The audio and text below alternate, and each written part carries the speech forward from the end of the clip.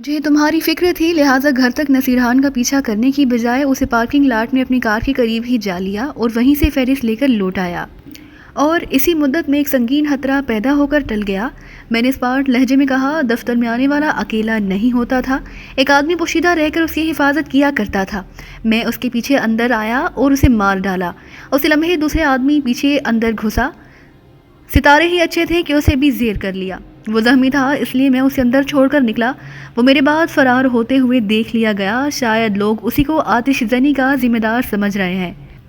تم نے اسے زندہ کیوں چھوڑ دیا؟ غیر متعلق آدمی تھا، تنظیم سے اس کا کوئی واسطہ نہیں تھا۔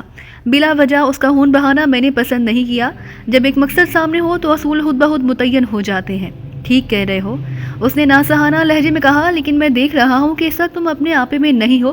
میں مانتا ہوں کہ بھابھی کی گمشدگی بہت تشویشناک واقعہ ہے، لیکن اس کی بازیابی کے لیے تمہاری سلامتی بہت اہم ہے۔ خود پر قابو پانے کی کوشش کرو، ایسا نہ ہو کہ کوئی الجھن مول لے بیٹھو۔ میں ٹھیک ہوں اور اب جلد از جلد کراچی پہنچنا چاہتا ہوں، جہاں ٹھہر کر ہم انہیں غزالہ کے ساتھ زیادتیوں کا موقع فراہم کریں گے۔ میں نے سگریٹ سلگاتے ہوئے کہا، چلو ابھی ایئرپورٹ چلتے ہیں۔ سلطان شاہ تو واپسی پر تلا ہی ہوا تھا، جو بھی پہلی پرواز ملی اسی سے کراچی روانہ ہو جائیں گے۔ اس وقت وہاں تمہاری زیادہ ضرورت ہے۔ ابھی نہیں، جانے سے پہلے ایک اور کام کرنا ہے، میں نے سرداور خیال انگیز لہجے میں کہا۔ پھر وہی ضد، وہ چڑھ کر بولا، اس لیے میں کہہ رہا ہوں کہ تم اپنے آپے میں نہیں ہو۔ محبت کی طرح انتقام کا جذبہ بھی انسان کو اندھا کر دیتا ہے۔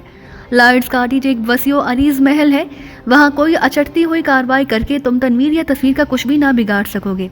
تصویر نے اپنی معصومیت اور لا علمی ظاہر کر کے مجھے اپنے جال میں پھانسنے کی کوشش کی ہے۔ واپسی سے پہلے میں اسے جتانا چاہتا ہوں کہ میں اس کی نیت سے اچھی طرح واقف ہوں۔ پھر اب کدھر کا ارادہ ہے؟ بس ٹیکسی روکو، میں نے سخت لہجے میں کہا، اور وہ دور چلنے کے بعد ہم ایک ٹیکسی حاصل کرنے میں کامیاب ہو گئے۔ سلطان شاہ نے ڈرائیور کے پہلو میں نشست سنبھال لی اور میں عقبی نشست پر بیٹھ گیا۔ وہ جاڑوں کے دن تھے اور 6 بجے ہی فضا میں گہرا دھندلا کا پھیل چلا تھا، جو میری دانش میں کام کرنے میں معاون ثابت ہو سکتا تھا۔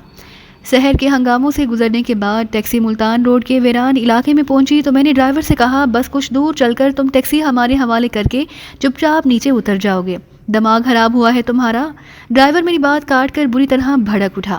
اسی کے ساتھ اس نے بریک لگا کر ٹیکسی روک دی۔ اس کے زیور ہاتھ سے جارحانہ نظر آ رہے تھے۔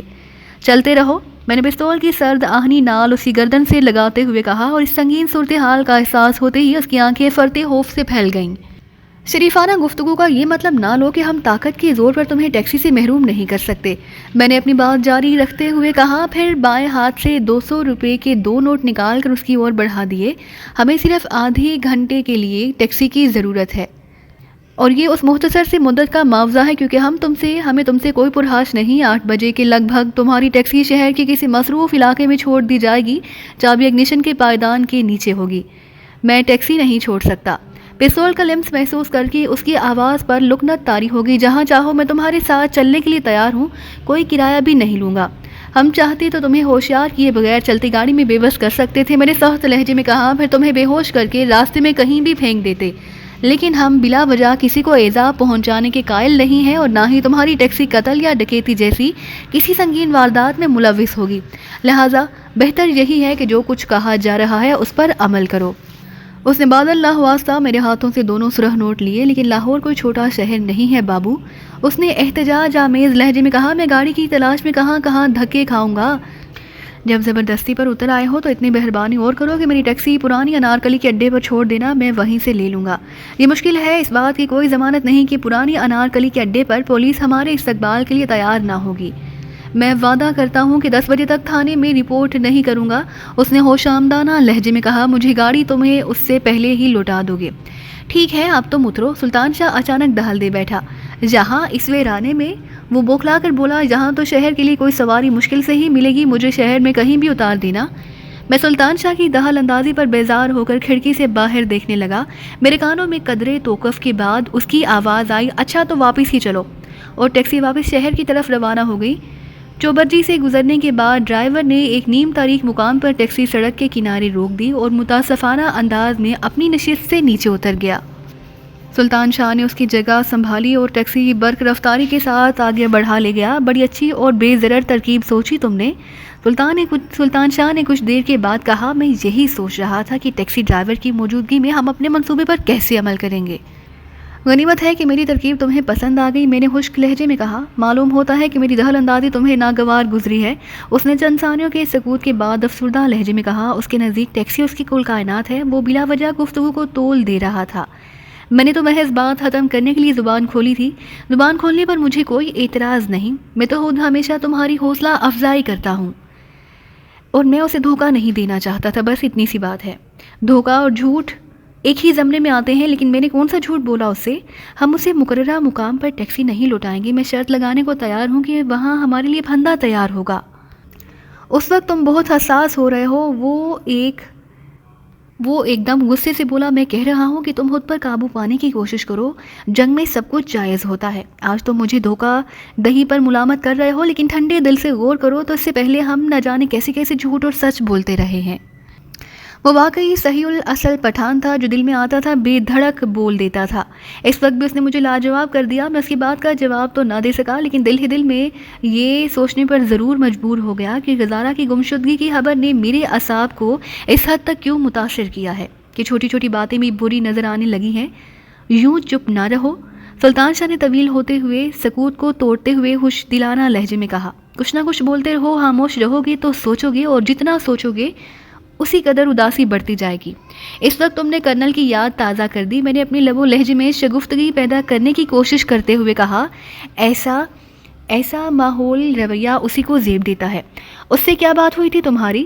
اس نے چونک کر سوال کیا، جیسے اس موضوع کو اب تک بھولا رہا ہو۔ اس بارے میں سلطان شاہ سے میری سرسری سی گفتگو ہی ہو سکی، کیونکہ جذباتی ابال نے میرے ذہن کو ناکارہ کیا ہوا تھا۔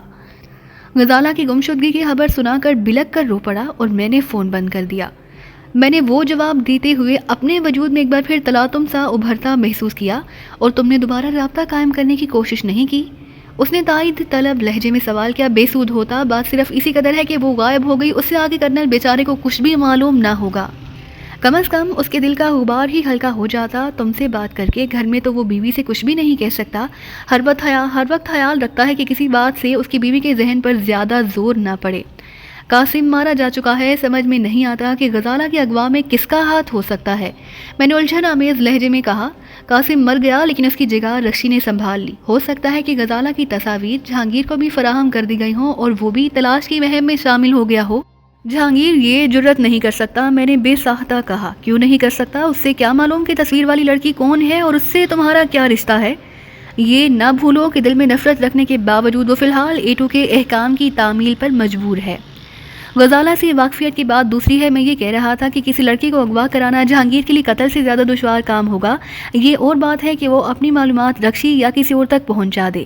ہو سکتا ہے کہ اس مشن پر لاہور ہی سے خاص آدمی بھیجے گئے ہوں۔ کوئی اور بات کرو سلطان شاہ، میں نے کر بالود اضطراری لہجے میں کہا۔ بعض حقائق ایسے اذیت ناک ہوتے ہیں کہ انہیں جانتے بوجھتے ہوئے بھی ہم ان کے تذکرے سے فرار چاہتے ہیں۔ جب تک میں اسے بازیاب نہ کرا لوں، میں اس کی گمشدگی کی جزیات پر غور نہیں کرنا چاہتا۔ سلطان شاہ خاموش ہو گیا اور میں اپنے خیالات کا دھارا غزالہ کی بجائے لائٹس کاٹیج کی طرف مرکوز کرنے کی کوشش کرنے لگا، جہاں مجھے ایک فوری مہم درپیش تھی۔ سلطان شاہ خاموش ہو گیا اور میں اپنے خیالات کا دھارا لائٹس کاٹیج کی طرف کرنے لگا۔ ٹیکسی لائٹس کاٹیج کے نواب میں داخل ہوئی تو لمحہ بھر کے لیے میں نے سوچا کہ ٹیکسی رکوا کر اگلی نشست پر منتقل ہو جاؤں، لیکن فوراً ہی یہ ارادہ ترک کر دیا، کیونکہ پچھلی نشست پر مجھے کارروائی کے لیے زیادہ روح میسر تھے، جبکہ اگلی نشست پر جانے کے بعد لے دے کر ایک ہی کھڑکی میرے تصرف میں آ سکتی تھی۔ میں نے دستی بموں کا تھیلا کھول کر اپنے قریب سیٹ پر رکھ لیا اور 3 اقسام کے بموں کو الگ کرنے میں مصروف ہو گیا۔ اسی لمحے مجھے نوارڈ سے چھینے ہوئے دوسرے بے آواز پستول کا خیال آیا اور میں نے فوراً ہی وہ سلطان شاہ کے حوالے کر دیا۔ شاید اس میں 5 گولیاں ہوں گی اور وہ میرے مقابلے میں چلائی گئی تھی۔ پستول دیکھتے ہی اس کی باتیں کھل گئی۔ یہ کہاں سے ملا تمہیں؟ اس کا تو بڑا ارمان تھا مجھے۔ بہادر نے اپنے محافظ کو دیا ہوا تھا، بہادر کی تلاش کا خیال آ جاتا تو شاید تیسرا پستول بھی ہاتھ آ جاتا، میں نے کہا۔ بس یہی فرق ہے ہم میں اور تم میں۔ اس کے لہجے میں جنگجویانہ جذبہ اونڈ کر آیا۔ ہم قبائلی لوگ دشمن کو زیر کرنے کے بعد سب سے پہلے اس کے ہتھیاروں پر ہاتھ ڈالتے ہیں۔ دشمن کو نہتہ کرنا ہی ہماری برتری اور حیثیت کی پہلی علامت ہوتی ہے۔ ان کے ہتھیار سے محروم ہونا کوئی بھی پسند نہیں کرتا۔ ہم لائٹس کاٹیج کے بہت قریب آ گئے ہیں، میں نے اسے یاد دلایا۔ یہ خیال رکھنا کہ ہم سامنے کی رخ پر پھاٹک کے آگے سے گزرنے کے بعد عمارت کے عقب میں جائیں گے. پھر تو ہم آگے نکل آئے ہیں. اس نے ٹیکسی کی رفتار کم کرتے ہوئے اسے واپس گھما لیا. دوسرا موڑ گھومنے کے بعد ہی کچھ دور بائیں طرف لائٹس کاٹیج کے احاطے کی پرشکوا دیواریں نظر آنے لگیں اور وہیں ایک جگہ کسی جیپ کا دھند لگا ہیولا بھی نظر آیا. سلطان شاہ نے میرے اشارے پر ایکسیلیٹر پر پاؤں کا دباؤ کم کر کے کار کی رفتار کم کی اور میں نے بیگ سے ایک طاقتور گرینڈیئر نکال لیا. جیپ لائٹس کاٹیج کے پھاٹک پر ہی کھڑی ہے. سلطان شاہ نے ہیجان امیز لہجے میں کہا, اگر میں غلطی نہیں کر رہا تو اس میں 2 آدمی بھی بیٹھے ہوئے ہیں. اسی رفتار سے بڑھتے رہو, میں جیپ پر گرینڈ ماروں گا, دھماکہ ہوتے ہی رفتار تیز کر دینا. بیچاروں کی چھیتڑے بھی نہ مل سکیں گے. خون ریزی ہمارے پروگرام میں شامل نہیں تھی. اب یہ خود ہی جانے ہتھیلیوں پر لیے سامنے موجود ہیں تو انہیں معاف نہیں کیا جا سکتا. میری نگاہ میں ایٹو کا ہر ساتھی بدترین سزا کا مستحق ہے.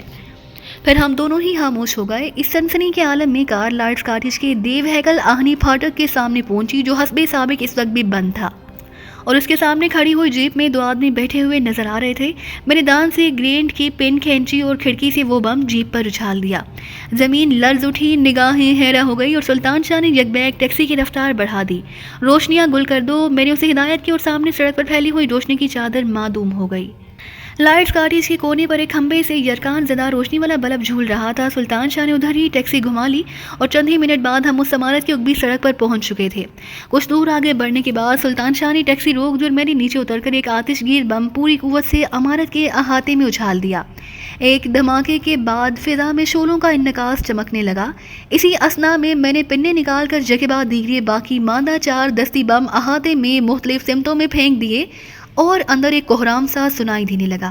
لیکن میرے لیے وہاں رک کر اس صورتحال کا جائزہ لینے کا موقع نہیں تھا. میں پھرتی سے ٹیکسی میں بیٹھا اور ہم وہاں سے روانہ ہو گئے. سلطان شاہ شاید حکم نما آئینے میں تعاقب کے امکانی خطرے کا جائزہ لے رہا تھا اور میں گردن گھما کر بار بار پیچھے دیکھ رہا تھا. جب ہم ہاتھ سے دور نکل آئے اور پیچھے کوئی نمودار نہ ہوا تو سلطان شاہ گہرا سانس لے کر بولا, مجھے امید نہیں کہ ہم اتنی آسانی کے ساتھ ان کی چنگل سے بچ نکلیں گے. دیکھا جائے تو ہمارا کام انہوں نے خود ہی آسان کیا ہے. وہ کیسے؟ اس نے حیرت کے ساتھ سوال کیا. شاید میری دھمکی کے پیش نظر سیکیورٹی آفیسر نے پھاٹک کے باہر اپنے 2 آدمی جیپ سمیت تیار رکھے تھے تاکہ وہ کسی بھی مشتبہ گاڑی کو روک سکیں, لیکن ان کی بد نصیبی کہ وہ حرکت میں آنے سے پہلے ہی مارے گئے. دھماکے کے ساتھ ہی جیپ نے آگ پکڑ لی. اس پر قابو پائے بغیر اندر سے باہر نکلنے کا راستہ ملنا محال ہے کیونکہ وہ عین پھاٹک کے آگے کھڑی تھی. تمہارا اندازہ درست ہے, وہ بولا, ورنہ اتنی دیر میں وہ تمام ملحقہ گلیوں اور سڑکوں کو گھیر چکے ہوتے اور اب سیکیورٹی آفیسر کے ساتھ ہی تصویر بھی اپنے زہم چاٹ رہا ہوگا. کاش اس وقت ٹرانسمیٹر ہمارے پاس ہوتا تو ان کی مزاج پرسی میں مزہ آ جاتا. اس نے حسرت آمیز لہجے میں کہا, خوب یاد دلایا, وہ تو میرے ساتھ ہی ہے. یہ کہتے ہوئے میں نے آپریٹرز نکال کر تھیلا خالی کر دیا.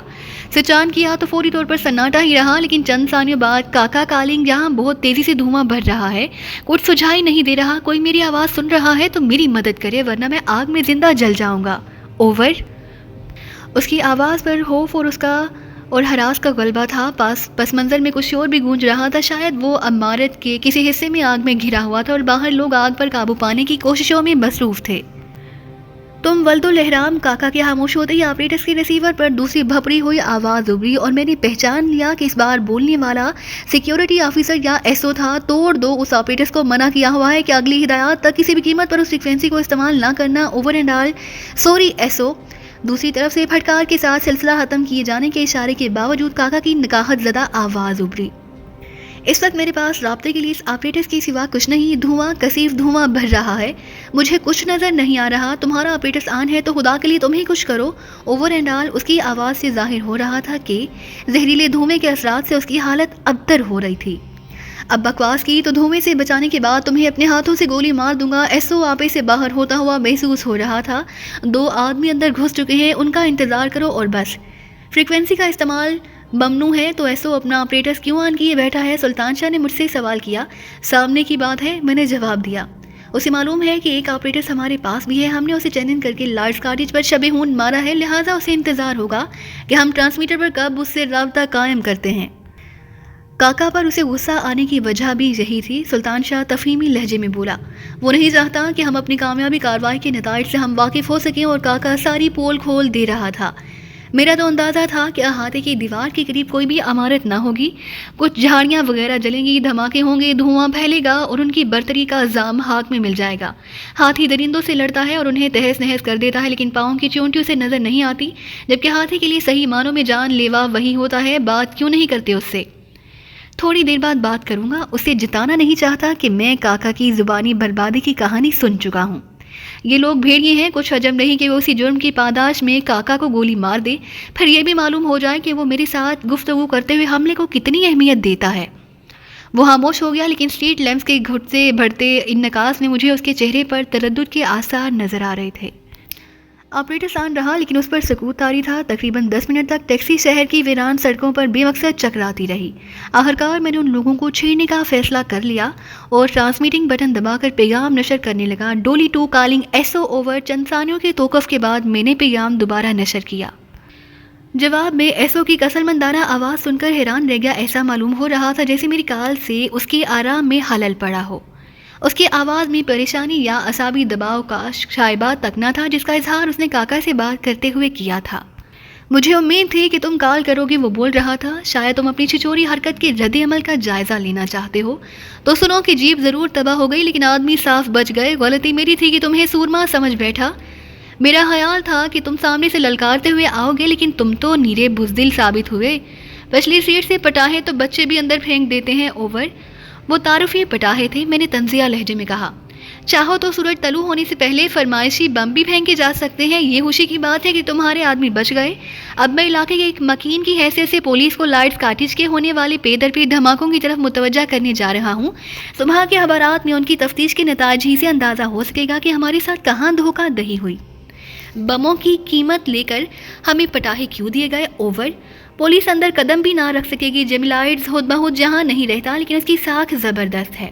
پولیس کی پشت پناہی سے تمہیں کوئی کامیابی حاصل نہ ہوگی۔ ویسے بھی آپس کے معاملات میں پولیس کو ملوث کرنا بدترین اصول شکنی ہے۔ اوور۔